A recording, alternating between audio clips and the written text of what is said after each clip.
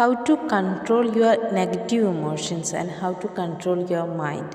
നമ്മളുടെ ഉള്ളിലുള്ള നെഗറ്റീവ് ഇമോഷൻസിനെയും നമ്മളുടെ മൈൻഡിനെയും എങ്ങനെ കൺട്രോൾ ചെയ്യാം എന്നുള്ളതിനെക്കുറിച്ചാണ് ഇന്നത്തെ വീഡിയോ.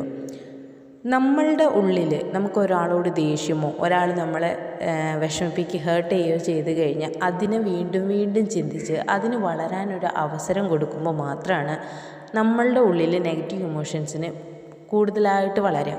അതേസമയം അതിനെ നമുക്ക് തട്ടിക്കളയാൻ പറ്റുന്ന കാര്യങ്ങളാണെങ്കിൽ തട്ടിക്കളയാം, ലെറ്റ് ഇറ്റ് ഗോ, അത് പൊക്കോട്ടെ.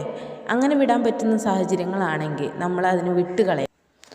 പിന്നീടൊരു ടെക്നിക്ക് നമുക്ക് ചെയ്യാൻ പറ്റുന്നത് അതിനെക്കുറിച്ച് എഴുതുക. നിങ്ങളുടെ ഇമോഷൻ എന്താണെന്ന് തിരിച്ചറിയും, അതിനെ കുറിച്ച് നിങ്ങൾ എഴുതുക. എന്തുകൊണ്ട് ആ ഇമോഷൻ നിങ്ങൾക്ക് വന്നു, പിന്നെയും അതിനെക്കുറിച്ച് ചിന്തിച്ച് സമയം കളയാതെ അതിനെക്കുറിച്ച് എഴുതി അത് കീറിക്കളയുക. അത്രയേ ഉള്ളൂ.